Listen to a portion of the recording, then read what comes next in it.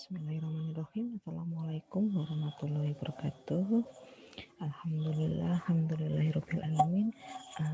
Pada kesempatan kali ini kita bertemu dengan mahasiswa yang menempuh mata kuliah hukum pidana adat yang materi ketujuh, ya minggu ketujuh untuk materi terakhir sebelum kita UTS.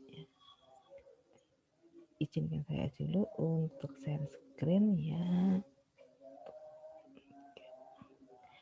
Materi terakhir sebelum UTS ya. Materi kita adalah mengenai cara penyelesaian delik adat. Ya. Seperti apa nanti penyelesaiannya delik adat ya sebelum kita saya sampaikan materi ke arah sana ya.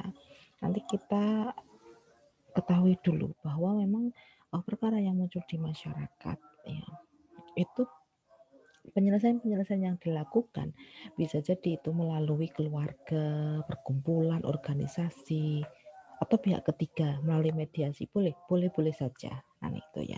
Nah apakah kemudian penyelesaian untuk pribadi dengan melalui pribadi artinya itu bisa jadi itu adalah pihak pelaku sama keluarga korban ya atau masing-masing individu pelaku ini kemudian dengan tetangga bisa jadi karena memang yang namanya kembali ke materi mengenai tindak pidana. Kenapa kemudian pelaku tindak pidana itu perlu dilakukan adanya punishment ya?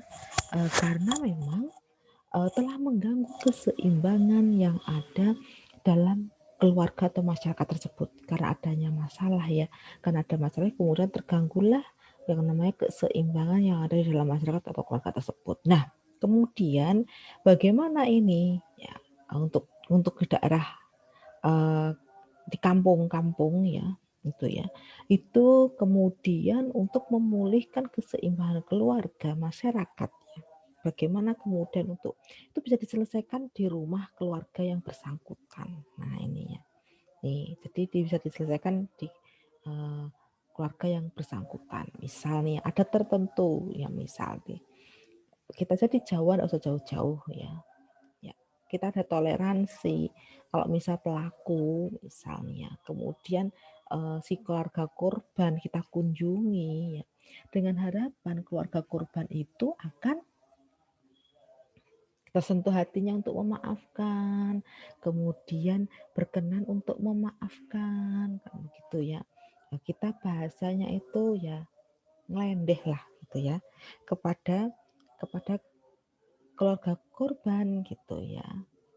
Tuh. Nah, kalau di masyarakat Lampung, adat Lampung ya berkunjung ke rumahnya, bersedekah kan begitu ya.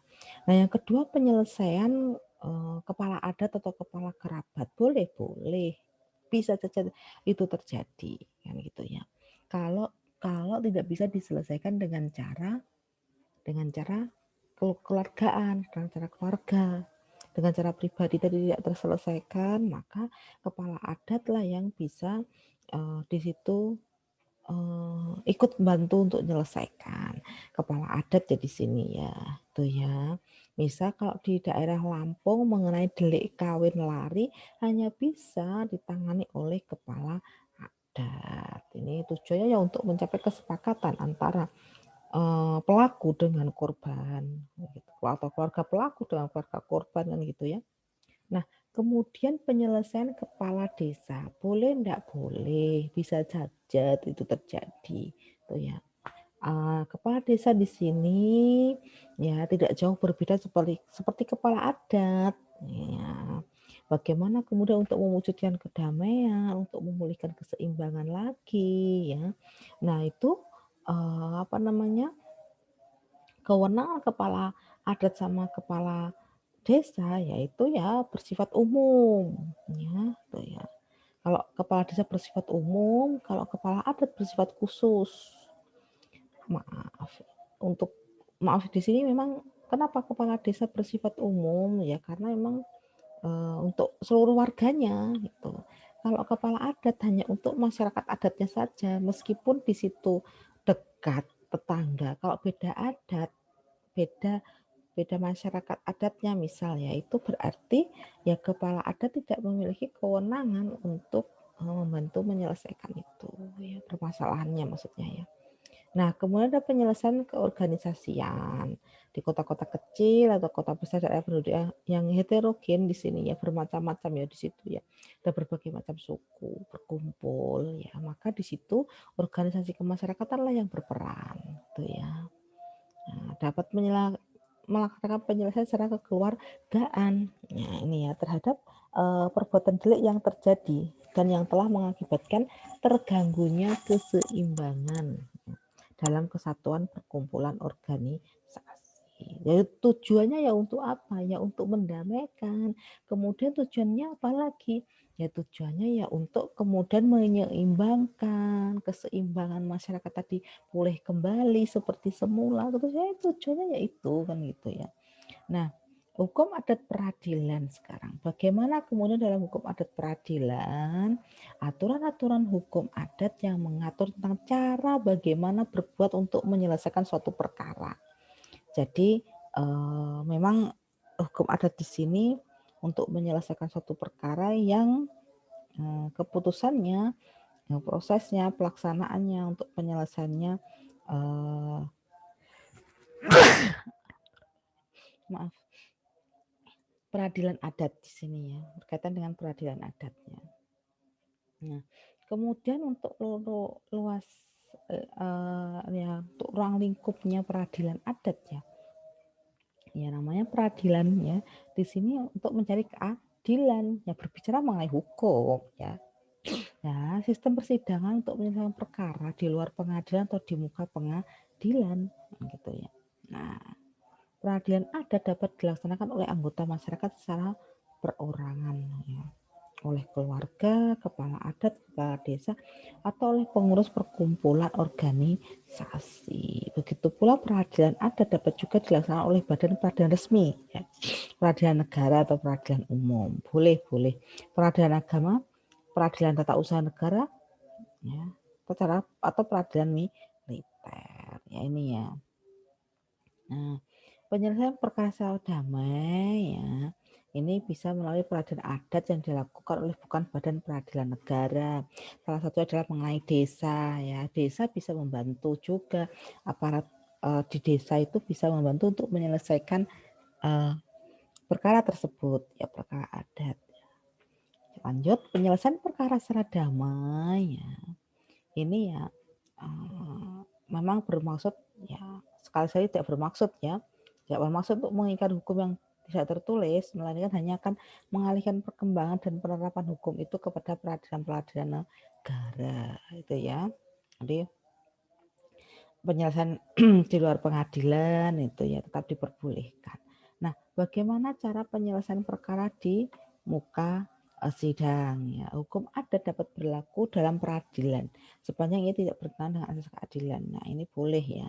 Bagaimana R. Supomo, hakim menurut fungsinya berwenang bahkan wajib mempertimbangkan apakah aturan hukum adat yang telah ada yang mengenai soal yang dihadapi ya, itu sudah selaras atau bertentangan dengan kenyataan sosial ya ini ya untuk apa tujuannya pertumbuhan situasi baru di dalam masyarakat hubungannya ke sana. Nah, pertimbangan dalam pemeriksaan perkara ini kalau kita lihat fungsi hakim dalam memeriksa mempertimbangkan perkara yaitu ya ingat di sini hukum adat itu masih patut untuk dipakai sebagai bahan pertimbangan ya tuh. Nah, untuk dapat mengukur sampai sejauh mana aturan hukum, ya, di sini khususnya adalah mengenai aturan hukum adat itu sendiri masih mempunyai kekuatan material dalam yang itu dapat kita perhatikan ya. Yang pertama, struktur masyarakat adat yang masih tetap dipertahankan. Nah,